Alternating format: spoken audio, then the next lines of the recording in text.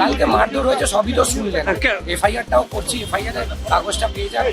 আমি এফআইআরের কাগজটাই লিখিত আছে, আমার গলা ভেঙে গেছে আজকে থেকে, এতটাই আমি। মারধর কে করলো?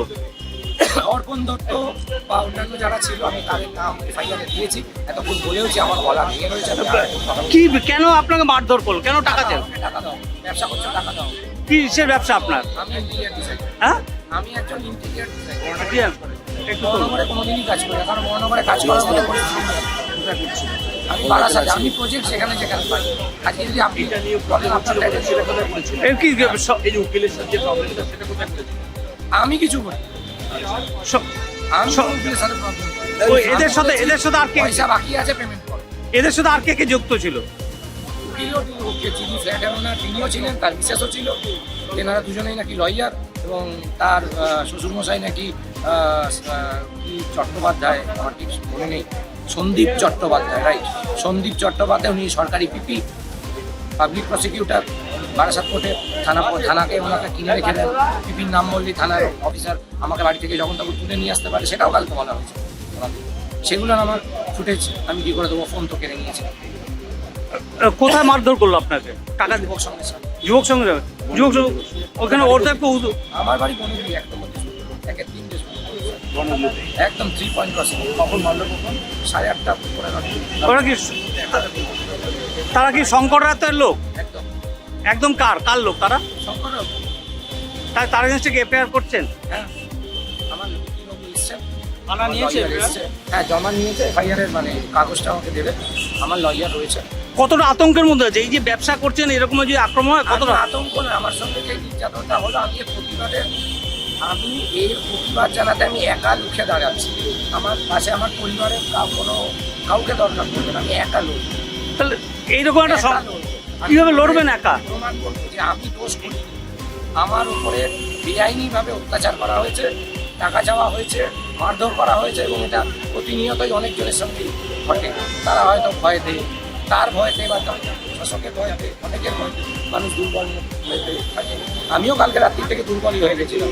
আমি সারা রাত উঠে আমি সকালবেলা পাশে আমাদের দাদা থাকেন, তার সহযোগিতা চাইলাম। একেবারে কলকাতা সংলগ্ন পারিবারিক রাজনীতি করেন না, কলকাতা সংলগ্ন অঞ্চলে এরকম একটা ঘটনা, কি বলবেন? ব্যবসায়ীর উপর আক্রমণ।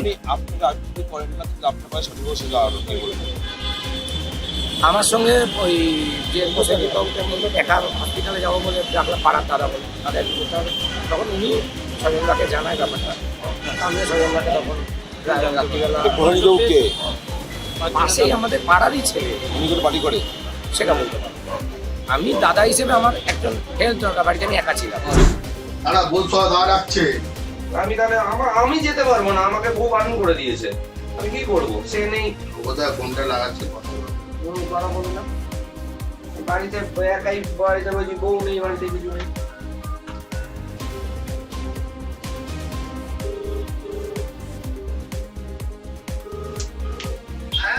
দাদা গেট খুলেছিল না, ফোনটা কাটো, ফোনটা কাটো, ফোনটা কাটো, কাকে ফোন বলছি? আমার বউকেই তো ফোন, ফোনটা কাটতে বললাম তো, তাকে এটা দিয়েছি। ফোনটা কাটো, হ্যালো, ফোনটা কাটো। ওরা বাড়িতে 3-4 জন মিলে এসছে, মাল খাচ্ছে ঘরে বসে, বলছে আমি যেতে পারবো না, না করার পর আমি কোথাও যেতে পারবো না, আর যেতে পারবো না, আমি কাজ করি। যে আমাকে ডাকছে কথা বলে গেছে, ওয়ে উঠে এসছে, একজনকে তো গেট খোলা, উঠে ঘরে দাঁড়িয়ে আছে সামনে। না, আমি এই বগা আছে, গোপাল আছে, আমাকে বলছে গাড়ি ধরে এখান থেকে নিয়ে যাবে। আমার বউকে কি সব বলছে, ঠিক আছে, আমাকে বলছে জোর জবরদস্তি এখন নিয়ে যেতে। আমি কেন করবো? শুনে নিলি? ঠিক আছে, দাঁড়া, ফোন হচ্ছে। কোথায় কোথায়? আরে শোন, প্রথম কথা, সুদীপ্ত ঘোষ একটা চিটিং বাজ, কোনো ব্যবসায়ী নয়। সুদীপ্ত ঘোষ আমাদের পাশের বাড়িতে থাকে, এবং বড়নগরের এক আইনজীবী দম্পতি তার সঙ্গে, তার কোম্পানির সঙ্গে একটা এগ্রিমেন্ট করে ইন্টেরিয়ার কাজের জন্য, ফ্ল্যাটটা বারাসাতে। এবং সে টাকা নিয়ে নেয়, কিন্তু কাজটা করছে না। এবং লাস্ট টাইম সেই দম্পতিকে, সেই আইনজীবী দম্পতিকে আমার নাম করে ধমকাচ্ছে, যে আমরা দাদার লোক, সংবাদের লোক, সংবাদের সঙ্গে থাকি। তারা বারবার রিকোয়েস্ট করে, এবং এরা বহুদিন ধরে আমার সঙ্গে যোগাযোগ করার চেষ্টা করছে, আমি যোগাযোগ করতে পারিনি। আমাকে 2 দিন আগে আমার সঙ্গে যোগাযোগ করে, আমাকে ডিটেলসটা বলে, ভয়েস শোনায় যে এই ব্যাপার দাদা, আপনার নাম করছে, আমরা শোনাম না, এই ধরনের ছেলে থাকি না, চিটিং বাজ। আমি কালকে সকালবেলা সুদীপ্তকে ফোন করি, সুদীপ্তকে ফোন করে বলি যে তোমার এরকম যদি ঘটনা হয়ে থাকে তুমি হয় টাকা দিয়ে দাও, নাহলে কাজটা করে নাও, আর ফার্দার কোথাও আমার নামটা তুমি তুলো না, তুমি তো আমার সঙ্গে থাকো না। এই হচ্ছে ম্যাটার। এবার ও এখন এই ব্যাপারটাকে সম্পূর্ণ একটা মিথ্যে গল্প রচনা করছে।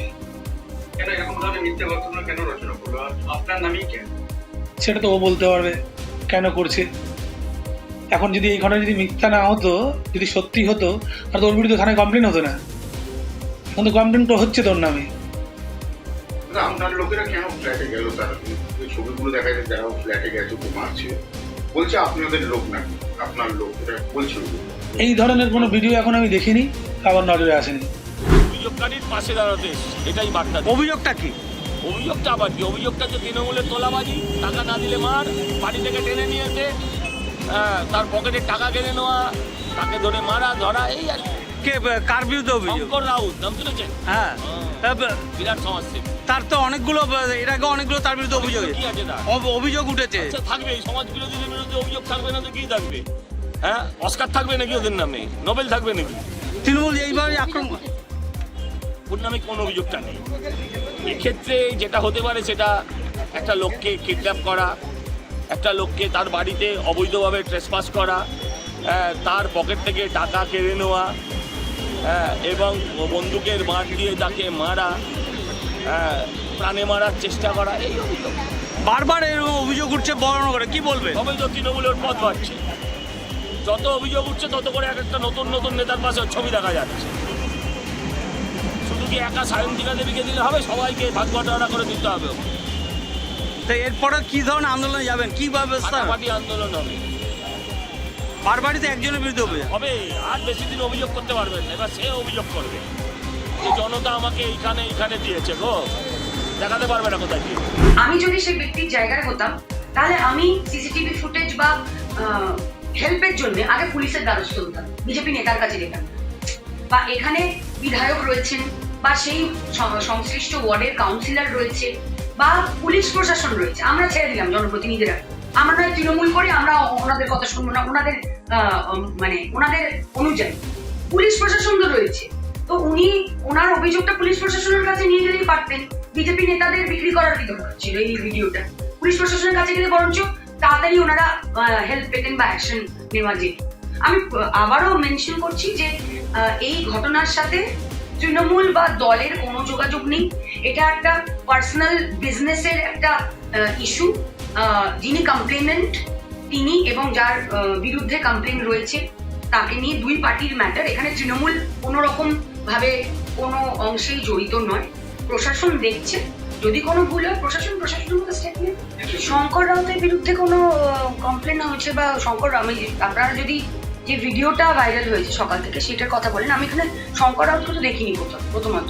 আর দ্বিতীয়ত যে তৃণমূল কংগ্রেসের নেতা বা কর্মী বা সমর্থক তো সব জায়গাতেই আছে।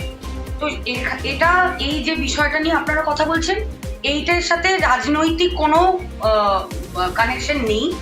দলের এর সাথে এই ঘটনার সাথে কোনো কানেকশন নেই।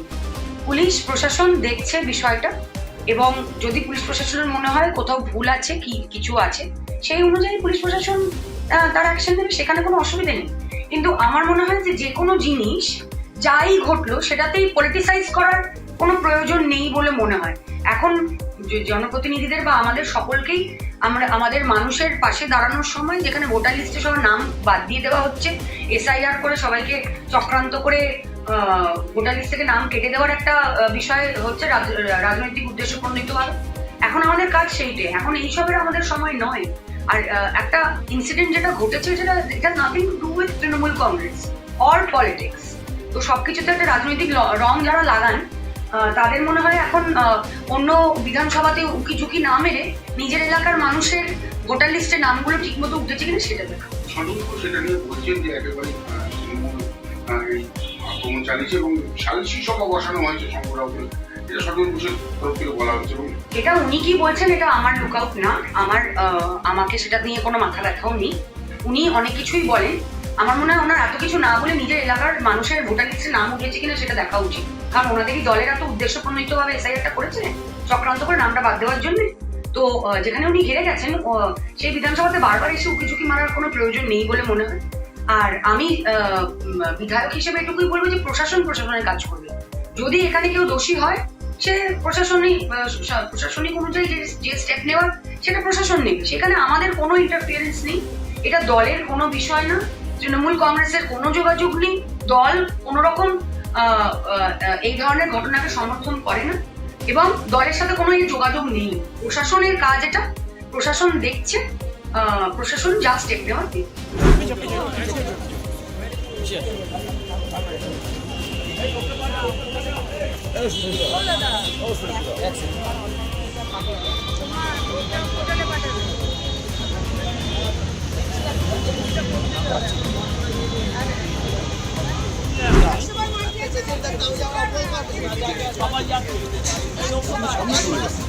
না না বাইট হয়ে গেছে।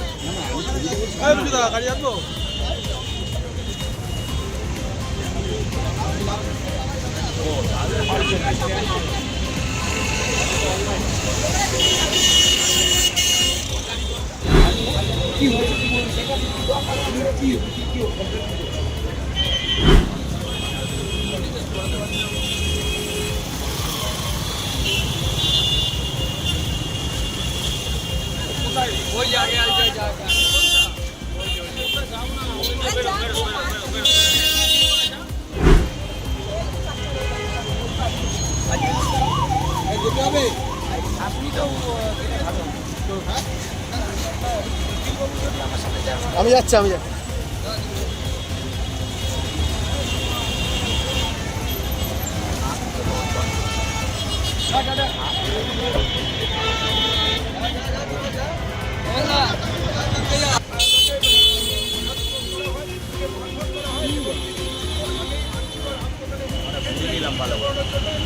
আমাদের ভিডিও ভালো লাগলে লাইক এবং শেয়ার করুন।